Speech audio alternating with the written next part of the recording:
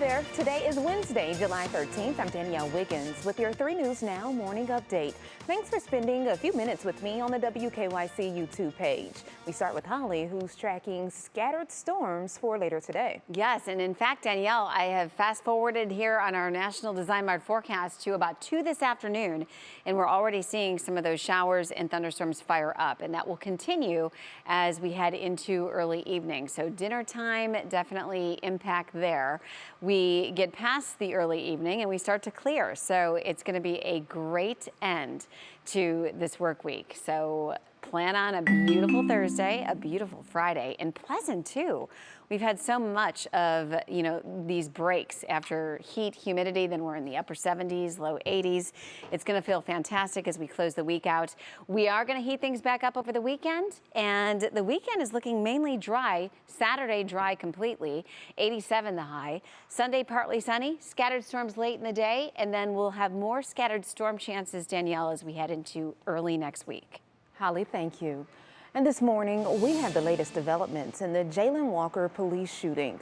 Today, the city of Akron is hosting a citywide day of mourning to honor Walker. It comes as funeral services are scheduled for the 25-year-old who was shot and killed by police after a chase 2 weeks ago. Akron Mayor Dan Horrigan said the city is in mourning and grieving with the family. Walker's service is set to begin at 10 in the morning at the Akron Civic Theater. But last night, the Akron community spent time coming together as the family prepares for an emotional day today. Emma Henderson takes us to a unity gathering where music, prayer, and love were shared. Though we never imagined marching for your memory, know that you sparked another revolution. Hundreds filled the seats at the Remedy Church to honor the loss of Jayland Walker and vow to make steps toward community unity.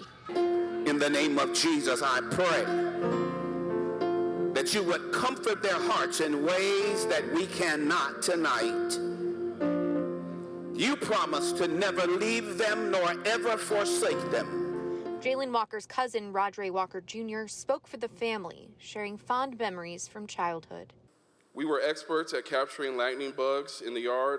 We had a catch and release mentality. We would catch the bugs outside, put them in jars, and then bring them inside and let them out. And the families wish that the community comes together, acknowledging that creating change isn't easy. We are asking that you continue to unite and in a nonviolent manner to raise awareness to the injustice and the police brutality that continues to happen in the African American communities. That unity put on display by pastors and speakers from all parts of Akron. We all just want to see our children come home, which means we have enough in common. We have enough in common to fight together and to love one another. And that was Emma Henderson reporting. Also in attendance was Akron Mayor Dan Horrigan and Police Chief Steve Milet, along with the Akron chapter of the NAACP. And we will continue to cover this story as it develops, along with Walker's funeral later today in Akron. Get the latest on WKYC.com and on the 3 News app. And developing news out of Warren County, an officer is in critical condition after a shooting in Clear Creek Township last night. We're told 2 officers there responded to a domestic call where a man was hitting his wife's car with an ATV. Police say the man shot one of the officers in the head. Then the other officer shot and killed the suspect. The injured officer was taken to the hospital in critical condition. The officer who killed the suspect was not injured. And the January 6th committee held hearing number 7 on Tuesday. The hearing focused on far-right groups that led the attack on the Capitol. One of the witnesses the committee heard from Tuesday was a man from Trumbull County. Stephen Ayers was caught on camera storming the Capitol that day. And during yesterday's hearing, Ayers took a moment after his testimony to apologize to Capitol police officers.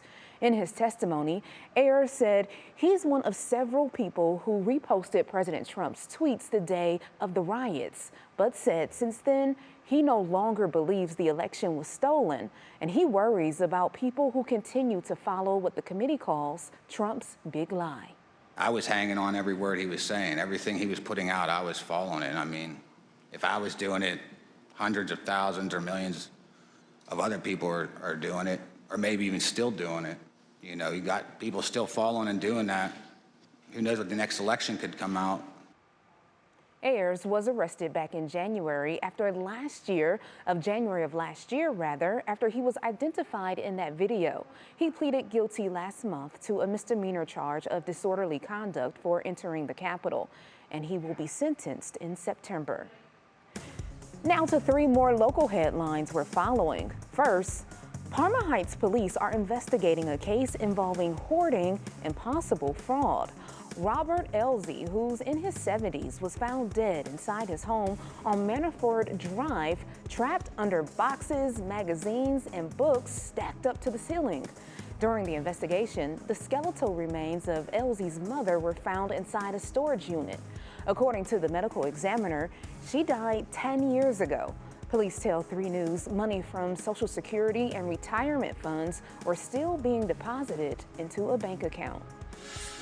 Cleveland native Steve Dettelbach is now the new director of the Bureau of Alcohol, Tobacco, Firearms, and Explosives. The Senate confirmed him in a 48-46 vote, and it makes him the first confirmed director of the ATF since 2015.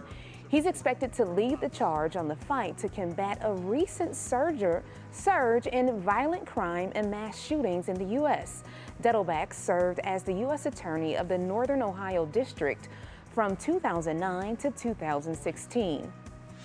And today, Cleveland City Council will consider an emergency order to add the name Officer Shane Bartek Way to Utopia Avenue. Officer Bartek was shot and killed during a carjacking on New Year's Eve. 2 people have been charged in connection to his death. Now to the latest on COVID-19 hospitalizations in the U.S. They are on the rise, with numbers doubling since May. The increase is being driven by the Omicron subvariant BA.5, which accounts for 65% of new cases for the week ending July 9th. That's according to the CDC. But the problem right now is testing is tough for this variant. The highly transmissible mutation of Omicron is good at avoiding detection. People are not testing, and even people with symptoms that test may test negative on the first test. So they should retest. In Ohio, current hospitalizations compared to last winter's Omicron surge remain relatively low. While another COVID spike is expected in the fall and winter, doctors are hopeful that it won't last and hit too hard as long as people get vaccinated and boosted. And cities across the country suffered during the pandemic. And now we know the city of Cleveland's plans for spending funds from the American Recovery Plan Act. Mayor Justin Bibb says the categories include $195 million for housing for all-inclusive recovery, $110 million for a stable budget, $50 million to modernize the city government, and $30 million on public safety. Other areas include closing the digital divide, lead safety, and the arts. Well, thank you for taking time to join me for this 3 News Now morning update. Our digital team will continue to bring you the stories making headlines around Northeast Ohio and beyond. Make sure you continue to check our social media pages and WKYC.com throughout the day. I'm Danielle Wiggins, and I'll see you tomorrow morning on Go, starting at 4:30 a.m. Have a great day, everybody.